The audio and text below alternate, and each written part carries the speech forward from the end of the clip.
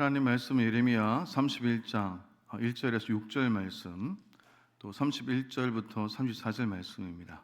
먼저 예레미야 31장 1절에서 6절 말씀 우리 함께 읽겠습니다. 교독합니다.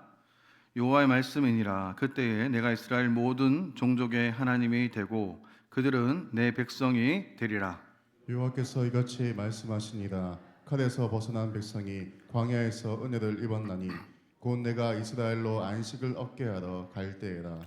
옛적에 여호와께서 나에게 나타나사 내가 영원한 사랑으로 너를 사랑하기에 인자함으로 너를 이끌었다 하였노라. 처녀 이스라엘아, 내가 다시 너를 세우리니 네가 세움을 입을 것이요 네가 다시 속옷을 들고 즐거워하는 자들과 함께 춤추며 나오리라. 내가 다시 사마리아 산들에 포도나무들을 심되 심는 자가 그 열매를 따기 시작하니라. 에브라임 산 위에서 파수꾼이 외치는 날이 있을 것이라. 이르기를 너희는 일어나라. 우리가 시온에 올라가서 우리 하나님 여호와께로 나아가자 하리라.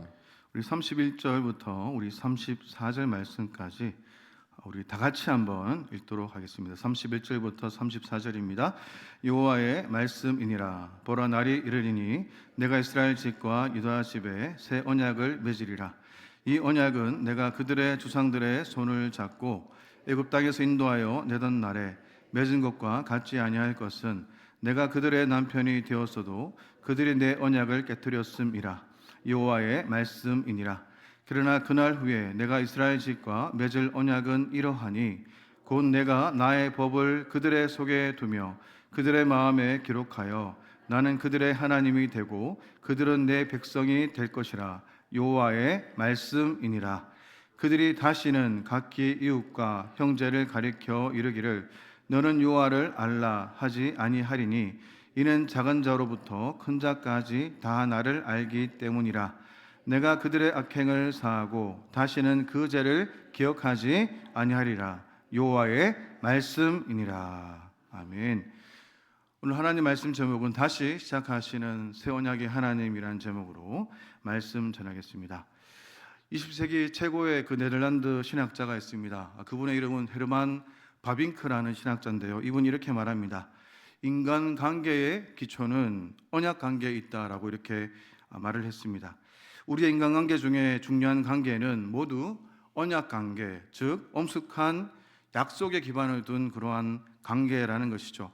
가정의 기초가 되는 결혼도 부부 사이의 신성한 이 약속에 근거한다는 것입니다.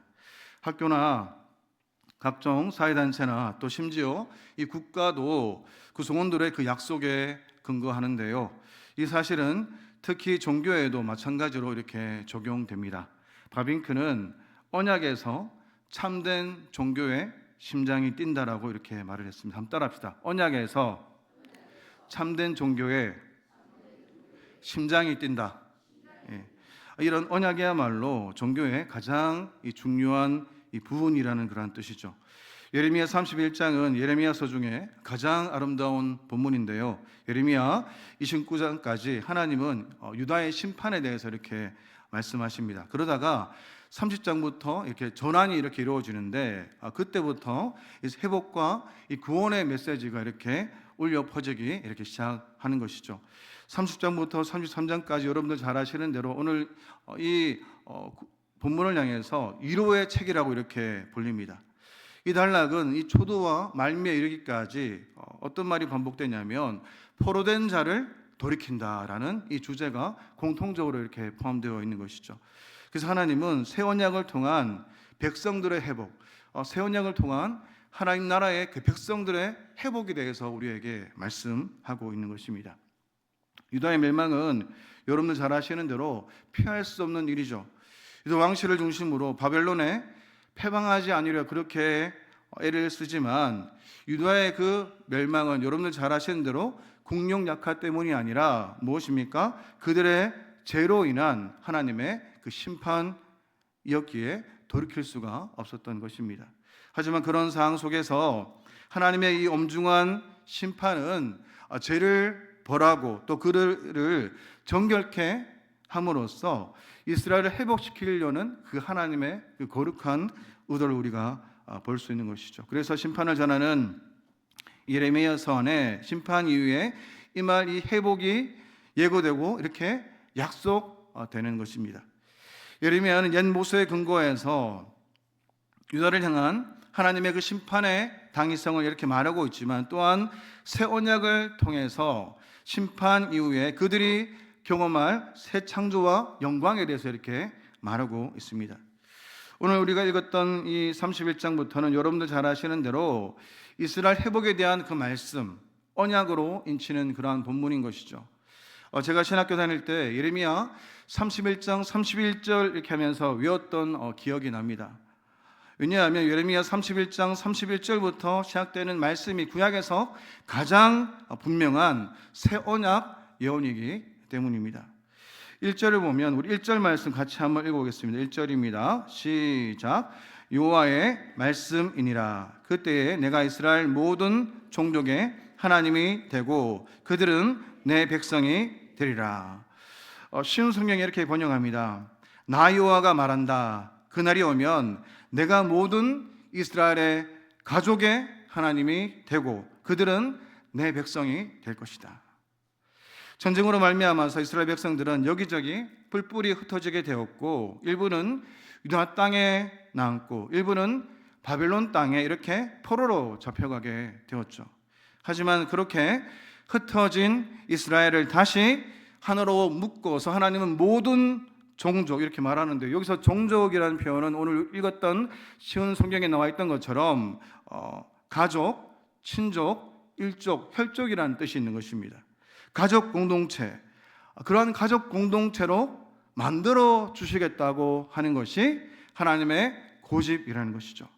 여기 나오는 이스라엘은 남유다를 넘어서 북이스라엘을 포함하는 그러한 표현인데요. 여러분들 잘 아시는 대로 이스라엘 모든 종족은 이스라엘 지파 전체를 이렇게 가리키고 있습니다. 그러나 우리가 기억해야 할 것은 무엇입니까? 여러분들 잘 아시는 대로 북이스라엘이 역사에서 몇 년 전에 패망했습니까? 100년 전에 그렇게 멸망했다는 것을 우리는 반드시 기억해야 합니다. 그런데도 예레미야는 다시 여호와께서 이스라엘 모든 종족의 하나님이라고 이렇게 선언하고 있는 것입니다. 우리 1절 말씀을 통해서 하나님 어떤 분이십니까? 하나님은 당신의 백성을 모으시는 하나님임을 우리에게 말씀하고 있는 것이죠. 초대교회 성도들은 이 사실을 성찬의 그 빵을 나눌 때마다 그들은 고백했는데요. 주 2세기 문헌에 이런 문헌이 있습니다. 디다케라는 문헌이 있는데 디다케 9장 4절에 보면 이렇게 이런 구절이 나옵니다. 이 빵 조각이 산더리에 흩어졌다가 모여 하나가 된 것처럼 주님 교회도 땅 끝에서부터 주님 나라로 모여들게 하소서. 주님의 백성을 하나로 모아서 한 몸을 만드는 것, 이것이 바로 하나님의 구원이라는 것입니다. 그래서 오늘 2절은 이 사실을 출애굽의 그림을 가지고 이렇게 우리에게 설명을 하는데요. 2절 말씀 보니까 여호와께서 이같이 말씀하시니라. 칼에서 벗어난 백성이 광야에서 은혜를 입었나니 곧 내가 이스라엘로 안식을 얻게 하려 갈 때라. 여기서 칼에서 벗어난 백성이란 무엇입니까? 적들의 침공에서 살아남은 그런 사람들을 뜻하는 것이죠. 그런데 그 살아남은 자들이 어떻게 표현하고 있습니까? 광야에서 은혜를 입었나니 이렇게 표현합니다.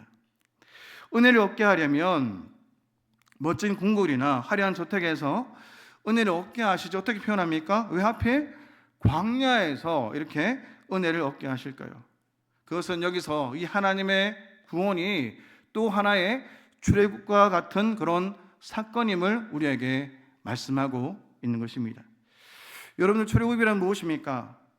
종되었던 이스라엘 백성들이 젖과 꿀이 흐르는 그러한 안식의 땅으로 들어가서 하나님의 한 백성이 되는 것이죠.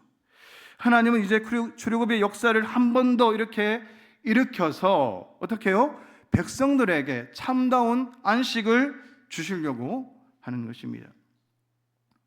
광야에서의 은혜가 어디로 이어지고 있습니까? 광야에서의 은혜가 바로 안식, 쉼으로 이렇게 이어지는 것이죠.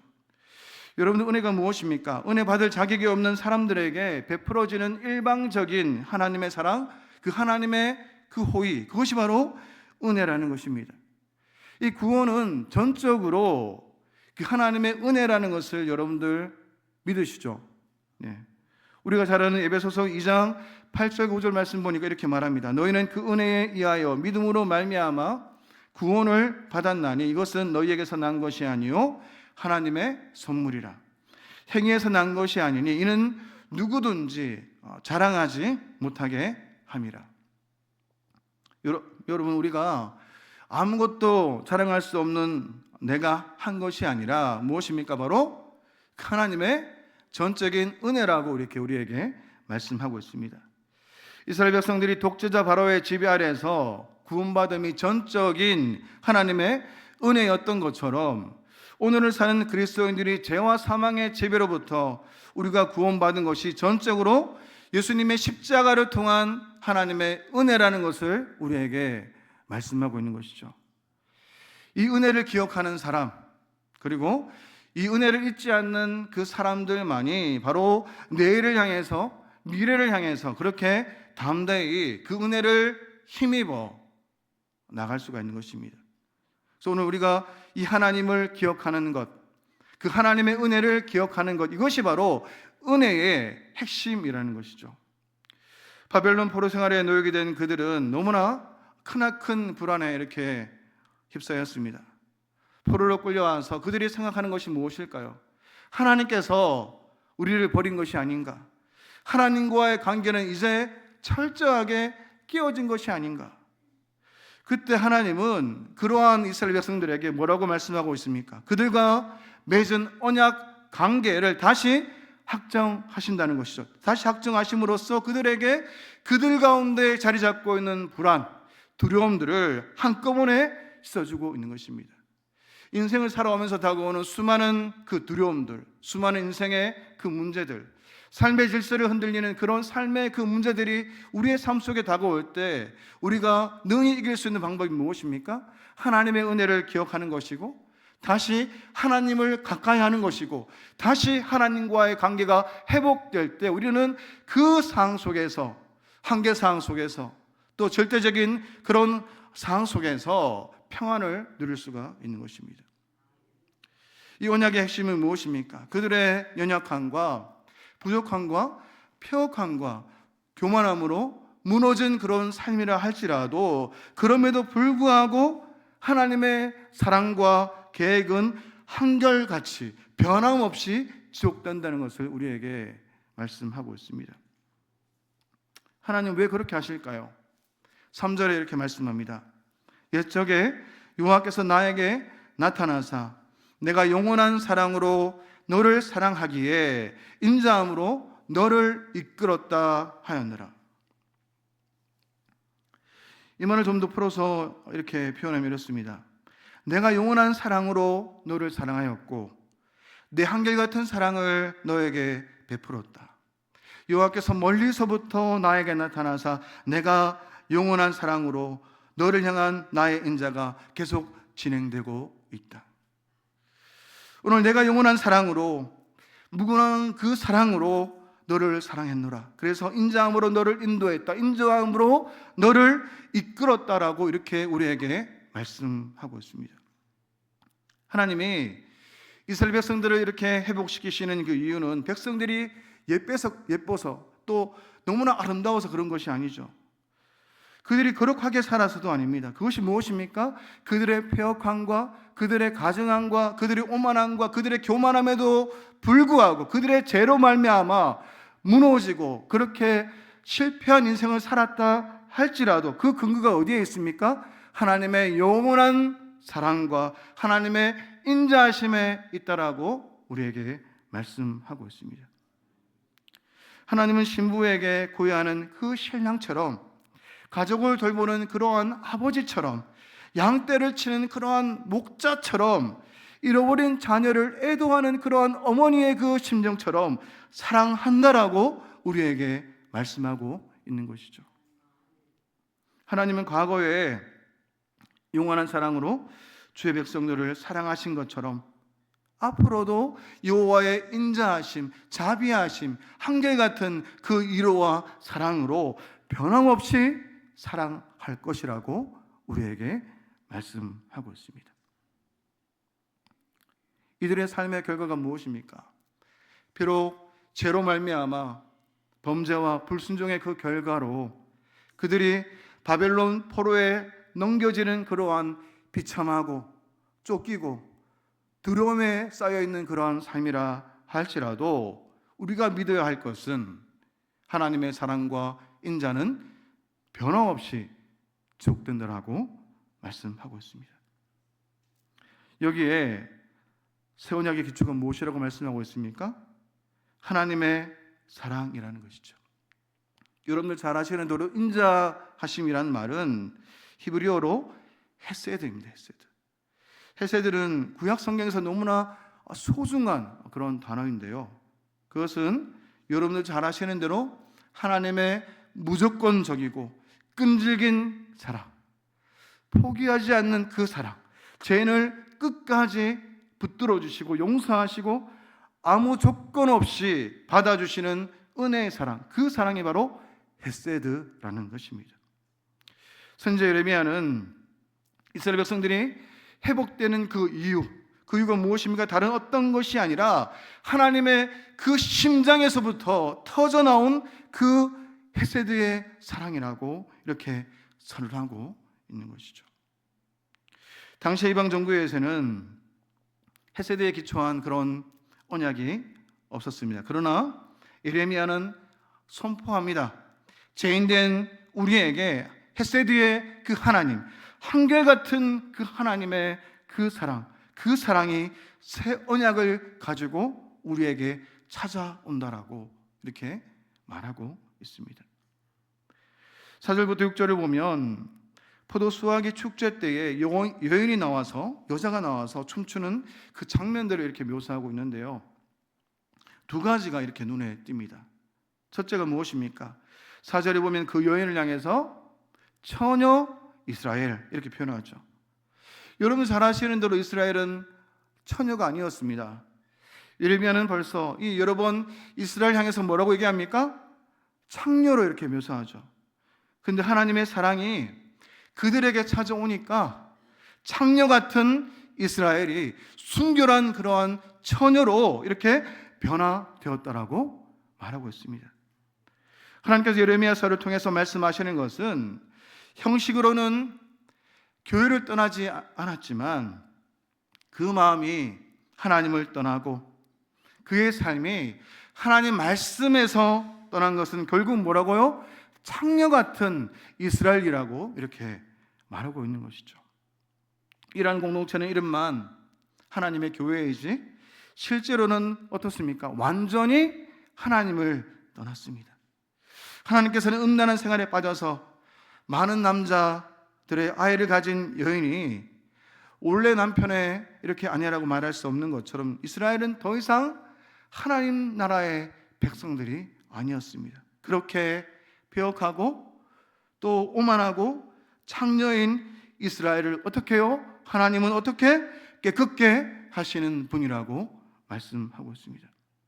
오늘날 우리가 자기 전에 하루를 우리가 되돌아보게 되었을 때 어떤 마음으로 하루를 마감합니까? 오늘 나는 하나님의 은혜를 잊었구나. 하나님의 자녀이면서 하나님의 은혜를 잊어버리고 그렇게 무가치하게 내 소견대로 살았구나. 그렇게 후회할 때가 그렇게 있을 것입니다. 그럴 때조차도 뻔뻔하지만 그런 우리임에도 불구하고 하나님 원하시는 것이 무엇입니까? 하나님을 바라보기를, 하나님께 나오기를, 하나님을 가까이 하기를, 그렇게 하나님을 바라보면 창녀 같은 우리를 순결한 처녀로 만들어주시는 하나님의 은혜를 고백할 수 있는 것이죠. 둘째로 우리가 주목해야 할 것이 무엇입니까? 4절과 5절에 나오는 말씀 보니까 다시라는 단어인데 우리가 4절과 5절 말씀 보면서 다시를 한번 주목하시면서 4절과 5절 말씀 같이 한번 읽어보겠습니다. 시작. 처녀 이스라엘아 내가 다시 너를 세우리니 내가 새 옷을 입을 것이요 내가 다시 소고를 들고 즐거워하는 자들과 함께 춤추며 나오리라. 내가 다시 사마리아 산들에 포도나무들을 심되 심는 자가 그 열매를 따기 시작하니라. 아멘. 하나님 어떤 분이십니까? 하나님은 한번 따라합시다.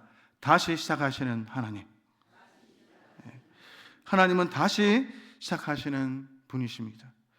우리는 관계가 한번 깨어지면 다시 시작하기가 너무나 어렵죠. 인간 사회에서는 뭔가가 이렇게 망가지고 깨어지면 다시 회복하기가 정말로 어려운 것이 우리의 삶입니다. 그러나 하나님은 언제든지 어떤 분이십니까? 다시 시작하시는 분으로 우리에게 나타납니다. 성경에서 성령님은 생명의 영으로 나타나시는데요, 생명의 특징이 무엇입니까? 다시 태어나고 다시 자라난다는 것이죠. 성령 안에서 우리는 언제나 새롭게 시작하는 마음으로 살아갈 수 있고 다시 또 살아낼 수 있는 것입니다. 오늘 7절 5절에 보면 포로로 잡혀갔던 자들이 돌아오는 장면이 묘사되고 있는데요, 그들은 하나님과 함께 다시 살아가기 위해서 이렇게 모여들고 있습니다. 하지만 8절 9절 말씀 보니까 그들은 어떤 상태입니까? 온전치 못한 그러한 자들이라는 것이죠. 8절 9절 말씀 보니까 보라, 나는 그들을 북쪽에서 인도하며 땅끝에서부터 모으리라. 그들 중에는 맹인과 다리 저는 사람과 잉태한 여인과 해산하는 여인이 함께 있으며 그 무리를 이루러 이곳으로 돌아오리라. 그들이 울며 돌아오리니 나의 인도함을 받고 간구할 때에 내가 그들을 넘어지지 아니하고 물 있는 계곡의 곧은 길로 가게 하리라. 나는 이스라엘의 아버지요 에브라임은 나의 장자니라. 이런 구절을 보면 성경의 리얼리즘을 우리가 알 수 있습니다. 성경은 모든 것을 좋게만 아름답게만 묘사하지 않는데요, 다시 시작하는 이스라엘 백성들의 상태가 어떠합니까? 초라하기 짝이 없고 그렇게 비참한 상태임을 실제적으로 이렇게 묘사를 하죠. 그 중에는 맹인도 있고 다리를 저은 장애인도 있고 또 이방인의 아이를 임신한 그러한 여인들도 있습니다. 그럼에도 불구하고 하나님이 다시 시작하시면 그들 역시도 변화될 수 있는 것입니다. 우리가 예수님을 믿고 나서도 사실상 금방 변화가 나타나지 않습니다. 한 사람이 성숙한 성도가 되기까지 그만큼 시간이 걸립니다. 나의 지금 모습이 영적으로 초라해 보인다 할지라도 주님은 우리를 계속적으로 붙들어 주심을 믿고 어떻게 해요? 나아가는 것입니다. 하나님 이스라엘을 메로 호되게 치었습니다. 그들이 철저하게 무너지고 망가졌죠. 그러한 상황 속에서 하나님은 그 백성을 고치시고 바로잡으시는 것이 어떻습니까? 하나님의 사랑과 은혜의 표현임을 우리에게 말씀합니다. 심판 자체가 하나님의 은혜임을 깨닫게 될 때 우리가 깨닫는 것이 무엇입니까? 두려운 심판을 선포한 예언자를 통해서 심판 이후에 영광스러운 회복을 약속하신다는 것을 알 수가 있습니다. 그래서 여러분 잘 아시는 대로 예레미야 29장 11절 말씀 보니까 여호와의 말씀이니라 너희를 향한 나의 생각을 내가 아나니 평안이요 재앙이 아니니라. 너희에게 미래와 희망을 주는 것이니라. 그래서 오늘 바벨론 포로들을 향해서 그 땅에 완전히 정착하여 살라고 권면하는 이 예레미야의 그 편지는 어떻게 해요?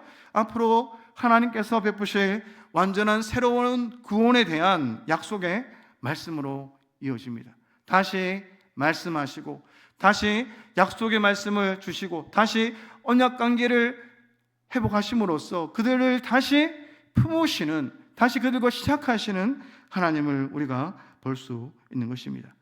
한번 실패하였고 한번 유혹에 넘어졌다 할지라도 때로는 제약의 포로가 되었다 할지라도 언약의 하나님은 어떤 분이십니까? 변함없는 사랑과 그 자비로 자기 백성을 세우시고 고치시고 또 회복과 새로운 창조를 하시는 하나님임을 우리에게 말씀하고 있는 것이죠. 그래서 오늘 예레미야 31장 12절 말씀에 어떻게 말씀하고 있습니까? 12절 보니까 그들이 와서 시온의 높은 곳에서 찬송하며 여호와의 복 곧 곡식과 새 포도주와 이름과 어린 양의 떼와 소의 떼를 얻고 크게 기뻐하리라. 그 심령은 물된 동산 같겠고 다시는 근심이 없으리라 할지어다 말씀합니다. 하나님께서 자기의 그 인자하심과 사랑 가운데 그 백성을 다시 세우실 때 우리가 일어설 수 있는 근거가 무엇입니까? 바로 하나님의 언약적인 사랑이고 바로 하나님의 은혜와 자비라는 것입니다. 다시 그 은혜를 기억하고 다시 말씀 안에서 다시 하나님을 바라볼 때 우리는 어떻게 해요? 물된 동산같이 근심이 없는 그 평안을 누리며 담대히 세상 가운데 나아가는 것이죠. 하나님의 영원한 사랑과 인자하심이 무엇을 경험케 하는 것입니까? 풍성한 은혜, 다시 우리를 새롭게 하시는 하나님의 은혜를 목도할 수 있는 것입니다. 그래서 오늘 20절 말씀 보니까 어떤 마음이 느껴집니까? 자식을 사랑하는 그 부모의 마음이 20절 말씀에 말씀하는데요, 에브라임은 나의 사랑하는 아들 기뻐하는 자식이 아니냐, 내가 그를 책망하여 말할 때마다 깊이 생각하노라. 그러므로 그를 위하여 내 창자가 들끓으니 내가 반드시 그를 불쌍히 여기리라. 여호와의 말씀이니라. 우리 20절 말씀, 우리 성경을 보고 20절 말씀 우리 다 같이 한번 우리 읽어보겠습니다. 20절입니다. 시작. 에브라임은 나의 사랑하는 아들 기뻐하는 자식이 아니냐, 내가 그를 책망하여 말할 때마다 깊이 생각하노라. 그러므로 그를 위하여 내 창자가 들끓으니 내가 반드시 그를 불쌍히 여기리라. 여호와의 말씀이니라. 아멘. 우리 하나님이 에브라임을 책망하실 때마다 어떻게 해요? 깊이 생각하셨다. 깊이 생각하셨다라고 말씀하시고 어떻게 해요? 그 다음 문장 보니까 반드시 그를 불쌍히 여기리라라고 이렇게 말씀하고 있습니다. 하나님께서 에브라임을 반드시 기억하고 또 그를 긍휼히 여길 것을 이렇게 확신하면서 이렇게 말하고 있습니다.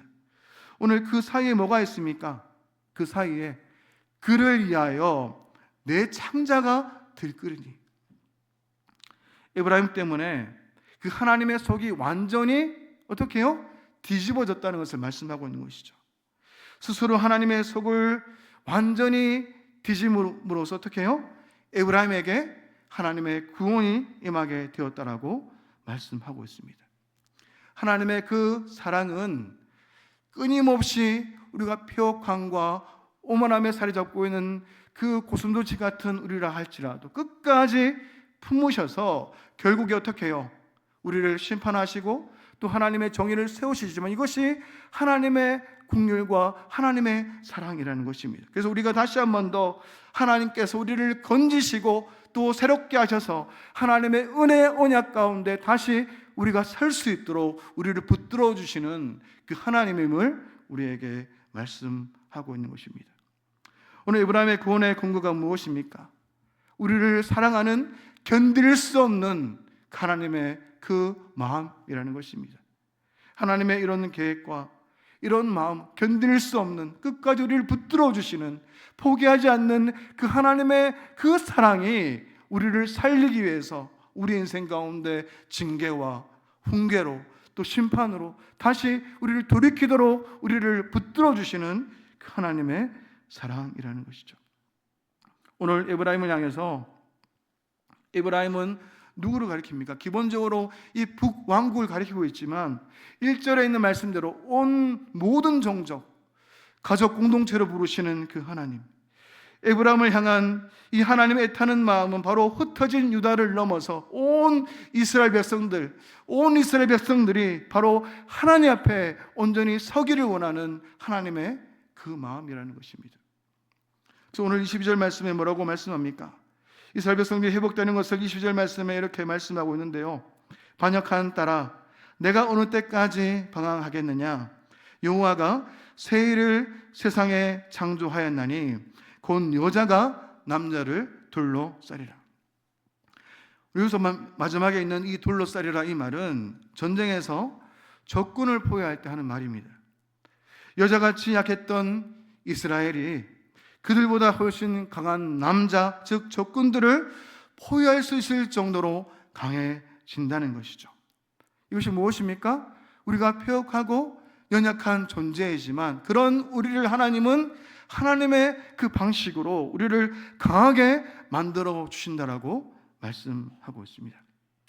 여러분들도 이 땅을 살아가면서 세상의 짐과 고민으로 우리가 힘이 없어서 쓰러질 때 어떻게 해요?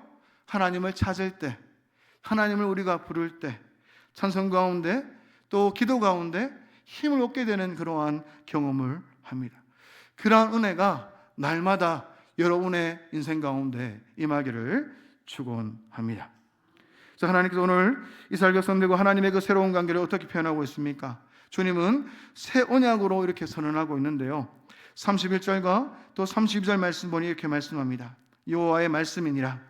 보라, 날이 이르리니 내가 이스라엘 집과 유다 집에 새 언약을 맺으리라. 이 언약은 내가 그들의 조상들의 손을 잡고 애굽 땅에서 인도하여 내던 날에 맺은 것과 같지 아니할 것은 내가 그들의 남편이 되었어도 그들이 내 언약을 깨뜨렸음이라. 여호와의 말씀이니라. 오늘 31절 말씀에서 하나님은 새 언약이 유다 백성뿐만 아니라 벌써 오래전에 멸망했던 이스라엘 백성들까지도 그렇게 포함된다라고 이렇게 말씀하고 있습니다. 그래서 오늘 33절 말씀이 뭐라고 말씀합니까? 그러나 그날 후에 내가 이스라엘 집과 맺을 언약은 이러하니 곧 내가 나의 법을 그들의 속에 두며 그들의 마음에 기록하여 나는 그들의 하나님이 되고 그들은 내 백성이 될 것이라. 여호와의 말씀이니라. 칼뱅은 옛 언약과 이 새 언약은 길의 방향은 같았지만 그 밝기가 달랐다라고 이렇게 말하고 있습니다.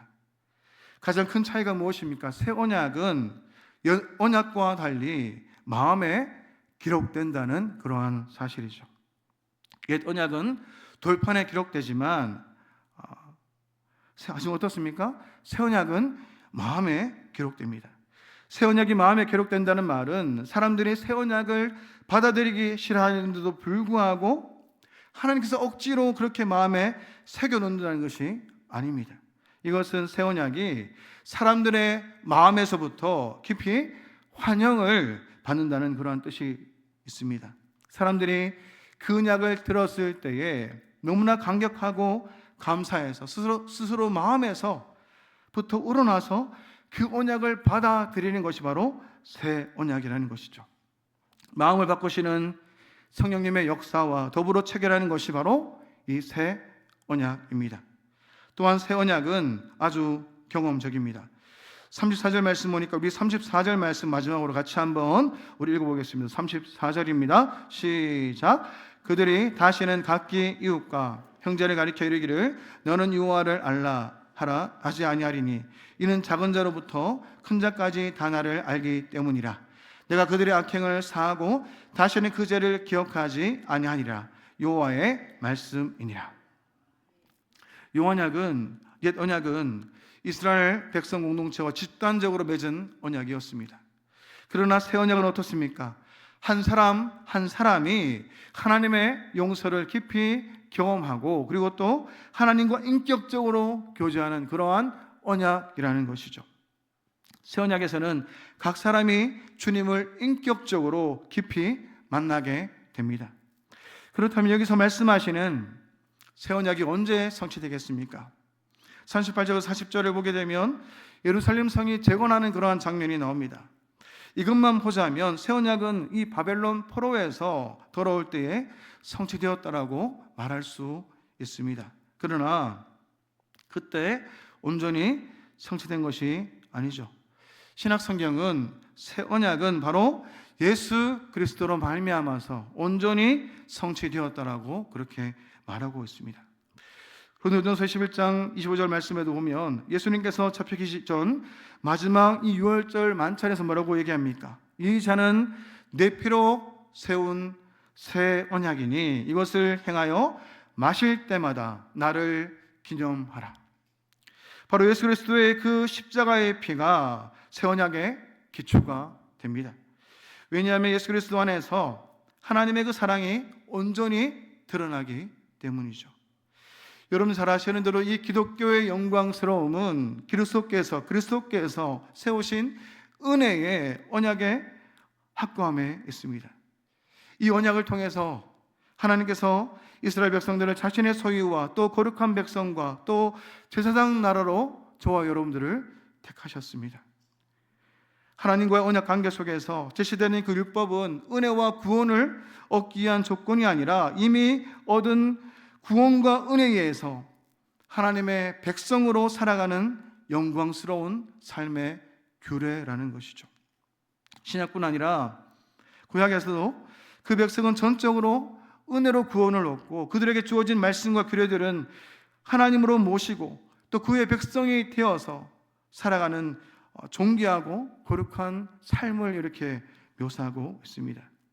여러분들 이 땅을 살아가면서 예수님 우리를 부르신 그 이유가 우리로 하여금 거듭나기를 원하셨을 뿐만 아니라 거듭난 인생들이 세상 가운데서 하나님의 소유요 거룩한 백성이요 제사장 나라로서 이 땅 가운데 그 하나님의 나라를 세워가기를 주께서 원하시고 있습니다. 그 부르심을 여러분들 기억하시면서 언약관계에 기초한 하나님의 그 백성들이 하나님의 부르심에 합당한 삶으로 또 하나님 나라의 영광을 위해서 그렇게 쓰임받는 저와 여러분의 인생 되시기를 축원합니다. 우리 지금 말씀을 기억하면서 같이 한번 우리가 찬송했으면 좋겠습니다. 찬송가 370장입니다.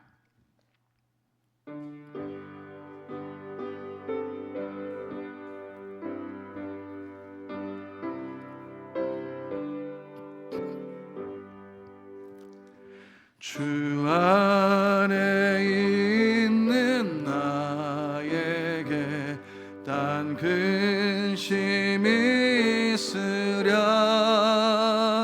십자가 밑에 나가 내 짐을 풀었네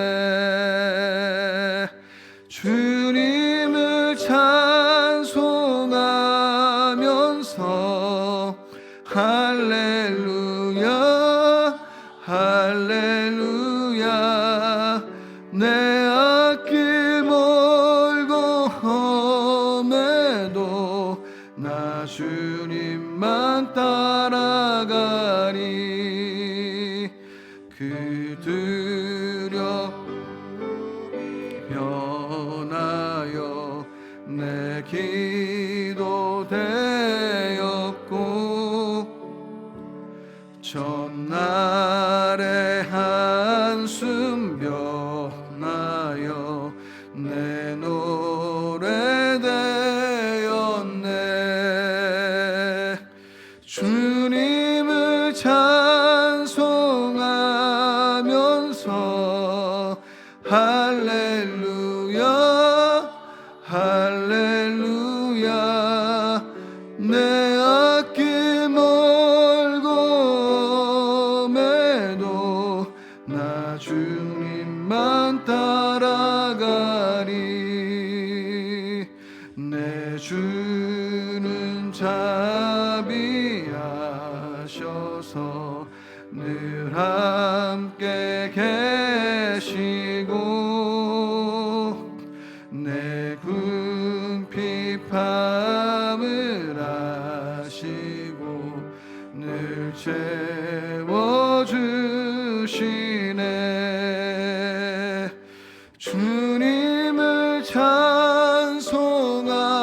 찬송하면서 할렐루야 할렐루야 내 앞길 멀고 매도 나 주님만 따라가리 내 주와 맺은 언약은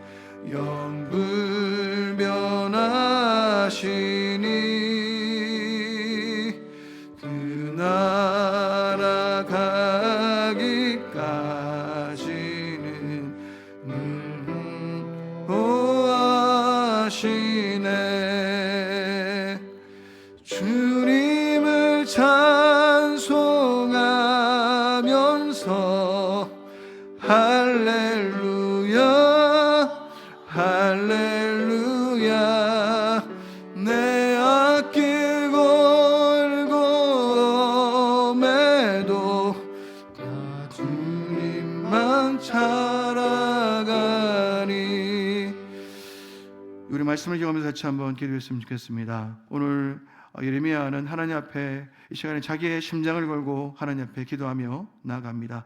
하나님 앞에서 폐역하고 교만하고 과정한 그런 삶이었음에도 불구하고 하나님은 다시 한 번 더 우리를 사랑하시고 다시 우리를 언약 가운데 우리를 불러주시는 하나님의 한결같은 사랑을 우리가 볼 수 있습니다.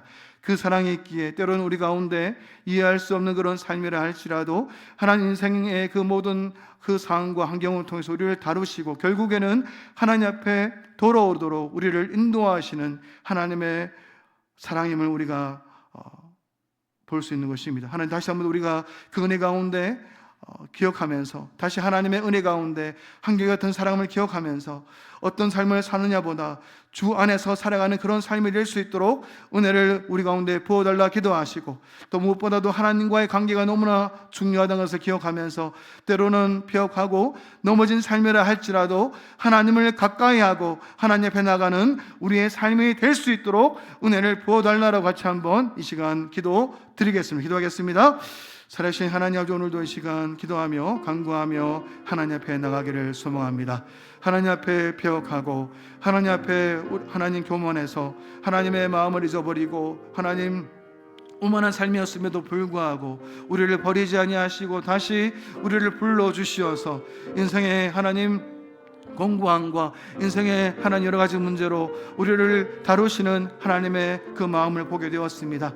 하나님의 그 심장을 걸고 우리를 끝까지 사랑하시는 하나님의 마음을 우리가 보게 되었습니다. 다시 하나님 앞에 우리가 서게 하시고 다시 우리를 새롭게 하시는 하나님의 은혜 가운데 다시 하나님 앞에 가까이 가는, 다시 하나님을 바라보는 저희가 될 수 있도록 은혜를 내려 주시옵소서. 하나님, 우리가 우리의 교만함과 우리의 오만함으로 하나님 관계가 단절되어서 하나님 앞에 하나님 마음을 아프게 하고 하나님 마음을 어둡게 하는 우리의 삶이라 할지라도 다시 하나님을 기쁘게 하는 저희들의 모든 그 삶이 될 수 있도록 은혜를 내려 주시옵소서. 하나님, 무너진 삶이라 할지라도 하나님 관계 가운데 다시 한 번 더 하나님을 바라보며 하나님께 가까이 가는 저희가 될 수 있도록 은혜를 내려 주시옵소서. 함께하여 주시옵소서. 한 번 더 기도했으면 좋겠습니다. 우리 사랑하는 우리 중고등부가 내일부터 우리 토요일까지 여름 수련회를 가집니다. 이번 수련회를 통해서 하나님 인격적으로 만날 수 있도록 기도하시고, 또 함께하는 우리 교사들과 또 함께하는 우리 목사님과 또 집사님들이, 또 함께하는 우리 아이들이 무엇보다도 성령 안에서 하나 되어지게 하시고, 또 하나님을 인격적으로 만나서 하나님의 마음을 알아 하나님의 뜻을 순종하며 또 하나님을 기쁘시게 하는 그런 우리 중고등부 될 수 있도록 은혜 가운데 붙들어 달라라고 이 시간 주여 일청하면서 같이 한 번 더 하나님 앞에 같이 한번 이 시간 기도 드리겠습니다.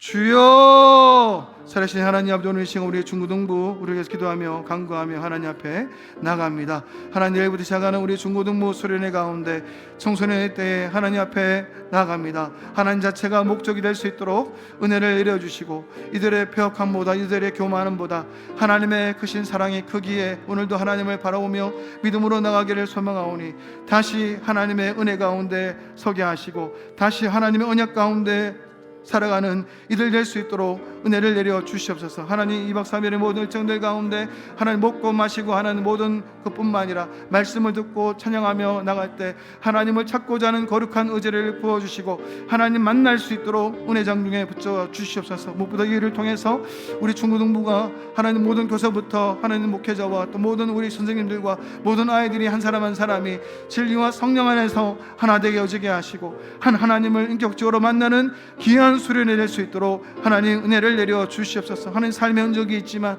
그 모든 삶의 흔적과 모든 아픔과 모든 상처들이 하나님 그리스도의 십자가의 흔적으로 하나님 변화될 수 있도록 은혜를 내려 주시옵소서. 함께하여 주시옵소서.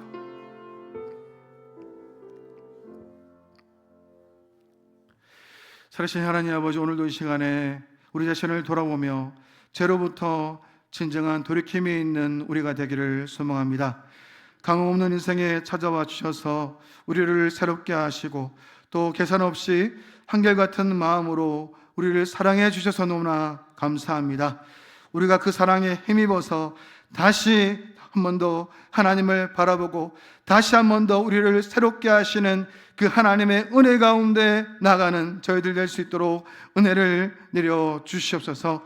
예레미야 이름처럼 하나님을 기쁘시게 하는 그러한 삶이 되게 하시고, 하나님을 즐겁게 하고 하나님을 영화롭게 하는 것이 우리의 꿈이요 우리의 비전이 될 수 있도록 은혜를 내려 주시옵소서. 하나님, 우리 청소년부, 우리 중고등부가 내일부터 하나 여름 수련회를 가집니다. 하나님, 중고등부가 진리와 성령 안에서 하나 되어지게 하시고, 무엇보다 우리 다음 세대가 하나님을 인격적으로 만나 하나님 자체가 목적이 되어 하나님의 영광스러운 거룩한 통로로 자라가는 귀한 아이들 되게 하시고, 음란하고 원악한 세대 가운데 이 민족을 살리고 이 시대를 살리는 거룩한 통로 될 수 있도록 붙잡아 주시고 함께하여 주시옵소서. 거룩하신 예수님의 이름으로 기도드립니다. 이전에 우리를 구원해 주신 예수 그리스도의 은혜와 하나님 아버지의 거룩하신 사랑과 날마다 우리를 승리케 하시는 성령님의 은혜교통 충만한 역사가 다시 한 번 더 하나님께 돌아가기를 힘쓰며 하나님만을 알기를 원하는 사랑하는 성도들과 우리 삼성교회에 영원토록 함께 있을지어다. 아멘.